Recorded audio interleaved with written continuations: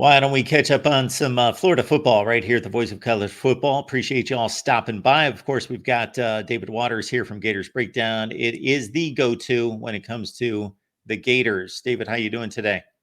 Pretty good, Mark. Pretty good. Just it's been about a week since Florida hit the field for fall camp. So, of course, the big news of Montrell Johnson's injury. That's kind of the headline so far. Still kind of underwear practice for right now. Pads coming on pretty soon, and maybe we'll get some more about what's coming out of fall camp. But is what it is right now. Well, I was going to ask about the running back position at some point, so let's start right there since you mentioned Montrell Johnson.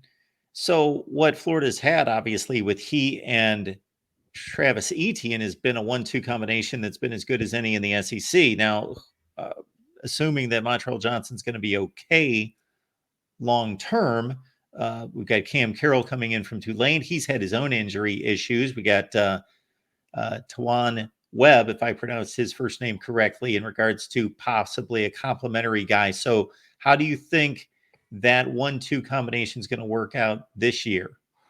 Yeah, you mentioned Cam Carroll as well. And Mark, he got injured last year. I don't know if he'll be available this year. He missed spring as well. And, he's still kind of recovering from that. And he suffered a major knee injury last year. So it may just be for his benefit to take another year off. And with losing Montrell Johnson after this year, help be another guy in the rotation next year. So, but look, we're talking 2024 season right now, and as I said, fall camp not getting off to the best injury news. Now, look, it's not serious for Montrell Johnson. He still may play the Miami game. From everything I can gather, it probably less than 50% chance, but we'll see. It came out Saturday that he got injured Friday evening's practice. Billy Napier did have a press conference Saturday, but the word about the injury didn't really start filtering out till after the press conference, so nobody got to ask him about it. But once I started hearing about it, I did reach out to Florida. They replied back to me saying he had a knee scope. He's week to week. So we'll see what that means for Florida. Of course, you have that early season stretch. You open up with Miami. 2 weeks later, you play Texas A&M. So, you want Montrell Johnson back as soon as you can get him back, but you don't want to sacrifice him for the rest of the season if you're bringing him back too early as well, just because of how tough and hard the schedule is for the Gators. So Trayon Webb will be the first guy up and coming from here in Jacksonville. I followed his high school career. He got a few carries last year, so he'll be the guy. And then Florida's really excited about the two true freshmen that they have.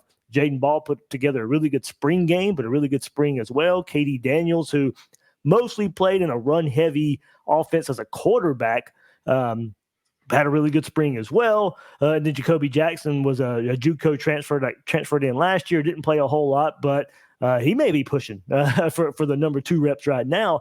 So as pure running backs, Mark, Florida feels pretty good about where they're at. But of course, these guys are young. There's a lot of inexperience there. So you kind of turn the page and expand out what you ask running backs to do, and pass blocking and pass catching is part of that as well. So those guys being inexperienced, if it's 3rd and 7 against Miami in the third quarter and you need a big conversion, are those guys going to be able to hold up in pass protection for Graham Mertz? So, as pure running backs, I don't think there's much of a question. Those guys can get the job done as well. Billy Napier's had pretty good track record of playing young running backs. Montrell Johnson back at Louisiana, Trevor Etienne a couple of years ago there at Florida. They recruit and develop running backs pretty well, but at the same time, with the inexperience, are these guys going to be ready to do the other things they are asked for in this offense?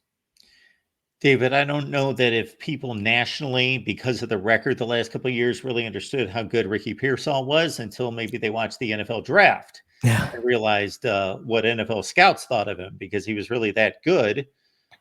Is there going to be a collection of guys that has to fill that void, or with Shamir Dike, Elijah Badger, maybe somebody else on the roster, another alpha dog go-to guy? Well, that alpha dog is going to be Trey Wilson, who was the true freshman last year for Florida. He's going to be the alpha dog. He's, from everything I can gather in this first week, Mark, when I said there ain't not much coming out, well, what is coming out is Trey Wilson's unguardable right now.